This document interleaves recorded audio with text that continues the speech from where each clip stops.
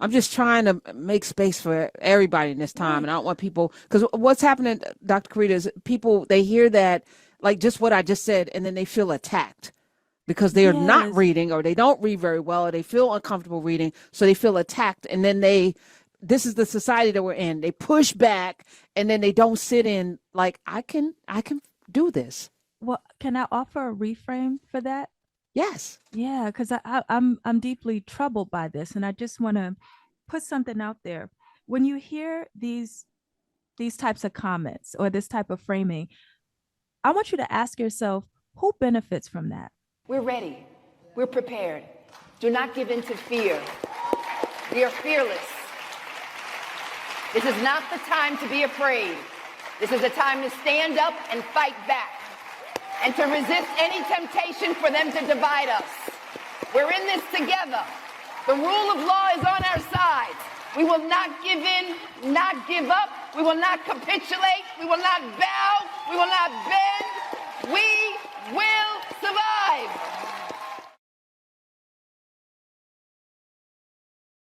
They say it's the battlefield of the mind. That's where everything is. We've been having a conversation today that I think some of us, and I'm so grateful, a lot of people still holding on. I apologize. I will not be able to get to everyone. Dr. Robin will be here hopefully tomorrow. We can deal with some of these issues. But in addition to that, we got some work to do.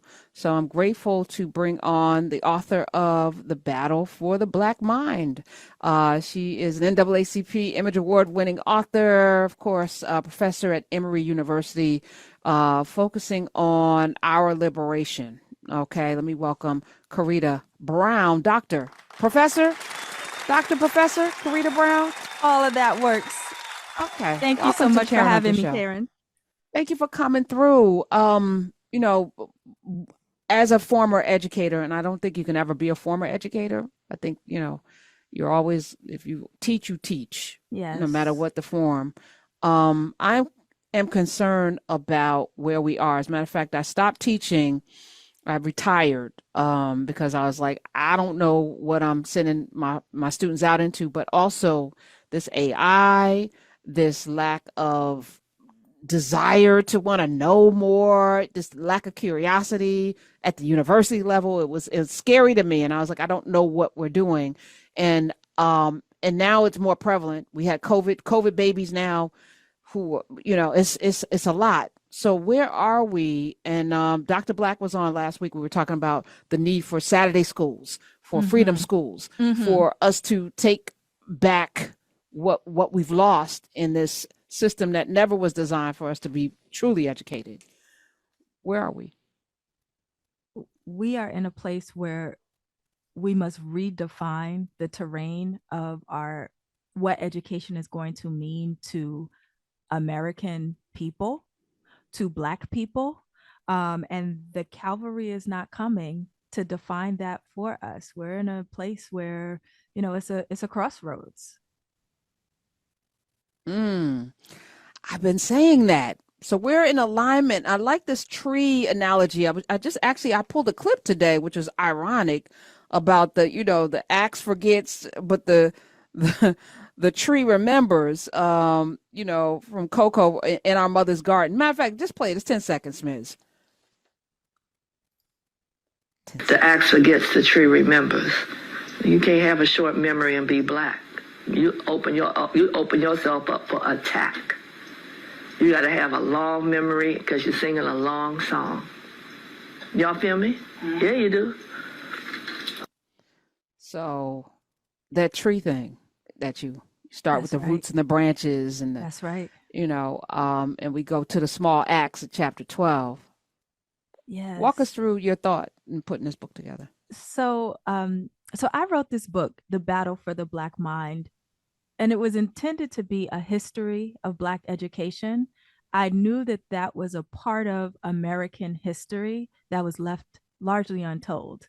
So, Karen, my parents grew up in the Jim Crow South. They went to Jim Crow schools, and those schools were designed to be separate and unequal. And they were also designed to be inferior. The intention from the state and local government for people like my parents and their whole generation was for Black children to receive an education that would not be on par to compete in an integrated society. Now, that's not what ended up happening in those schools, because my parents had excellent teachers, Black teachers that cared about them, community that poured in. But I was struck by that history, and I asked myself, what the hell is a colored school?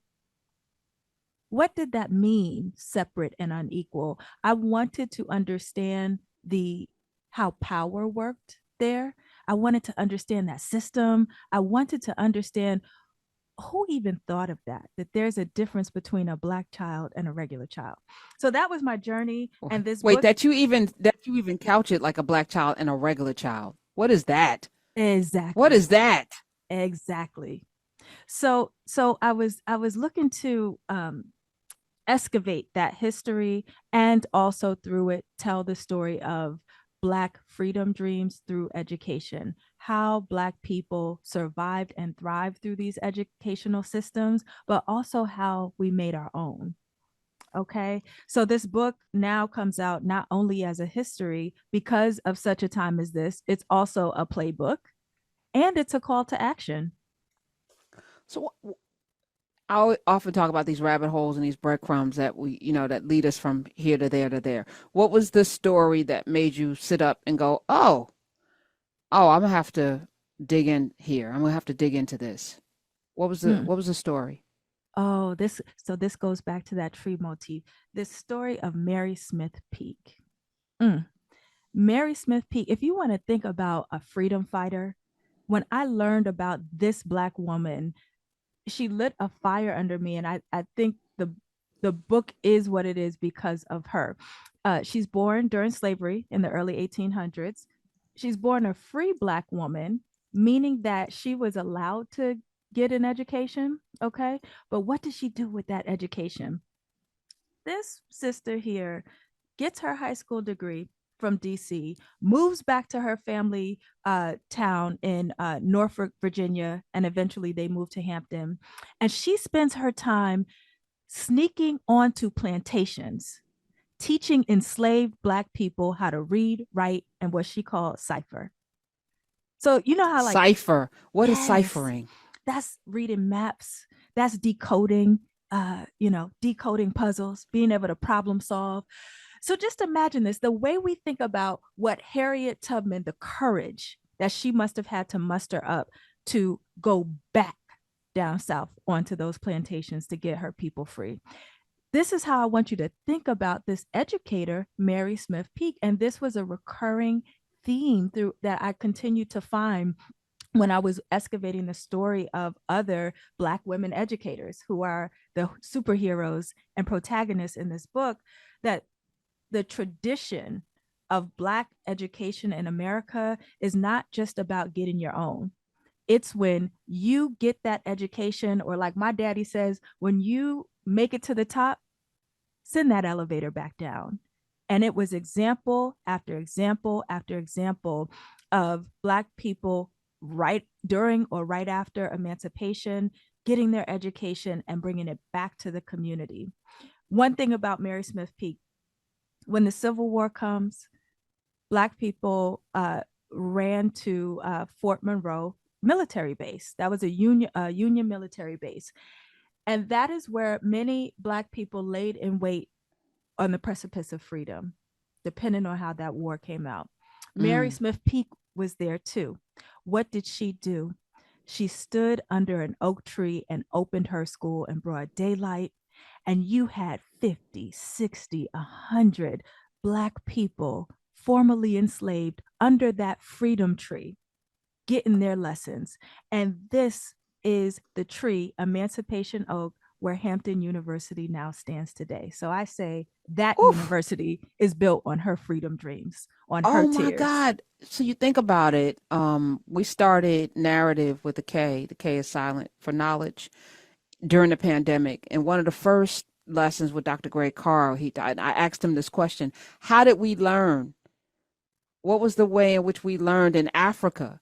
And he said an elder would be under a tree and multi generations would in a circle be passed orally, passed That's down. right. So you tell me this woman took a tradition that was thousands of years old and how we Yes. taught the next generation, the next under an oak tree Yes. I called have now. I have Come on. chills. That's right. It's a national heritage site to this day. That tree is 300 years old. It still stands. I'm looking at a picture of Mary Smith Peak, Peak with a E at the end. She could have passed, Mm-hmm. perhaps, right? Mm-hmm. Which might have made, I think about people who have privilege and the importance when you have privilege to lean in. I think about my own privilege and how I, manifest and use it to gain access to different things. I'm sure the way she looked allowed her to move about the cabin more freely than some others.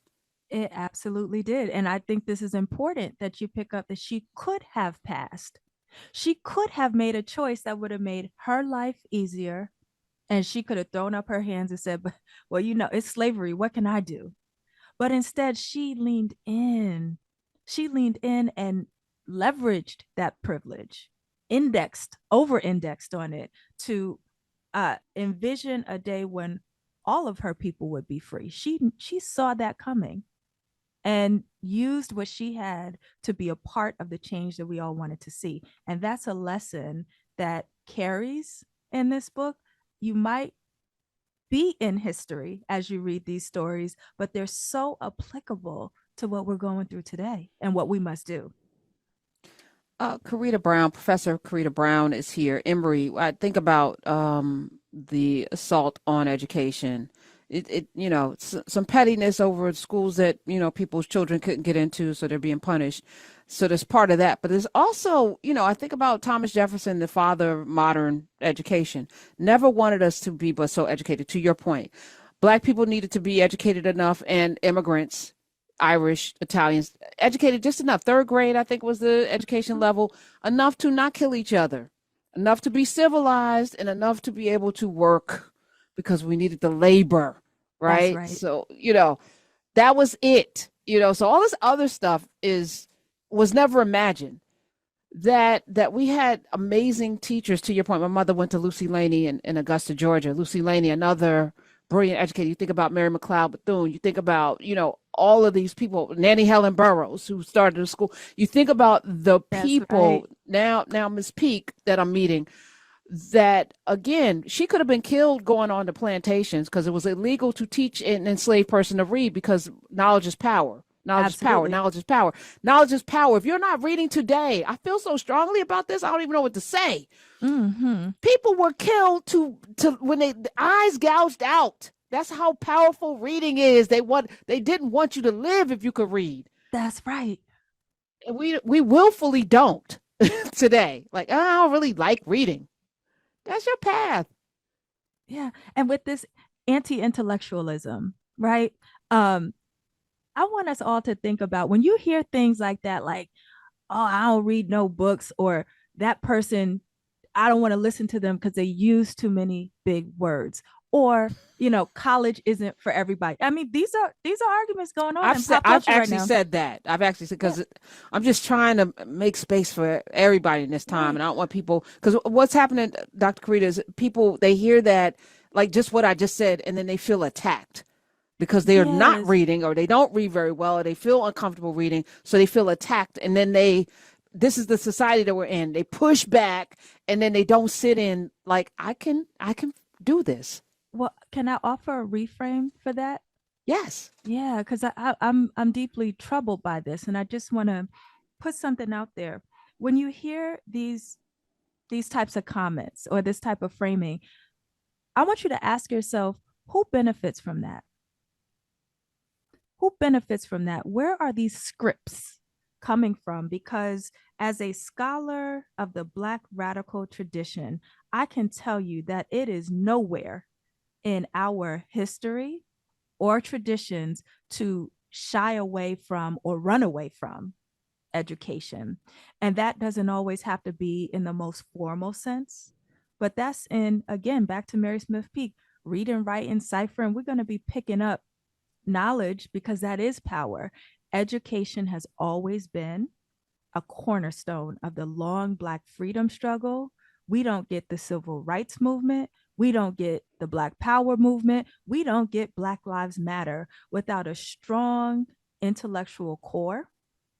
But that's, everybody has a role to play, and not everybody has to be a W.E.B. Du Bois out here, or Ida B. Wells out here. But it's a part of our tradition to Black people have always valued our education, always. I want people to sit with that. Dr. Karida L. Brown. The L is for Leah. Yes, for Lee, Leigh. Oh, Lee. Dr. Karida, Karida, Lee Brown. The book is The Battle for the Black Mind. We're ready. We're prepared. Do not give in to fear. We are fearless. This is not the time to be afraid. This is a time to stand up and fight back and to resist any temptation for them to divide us. We're in this together. The rule of law is on our side. We will not give in, not give up. We will not capitulate. We will not bow. We will not bend. We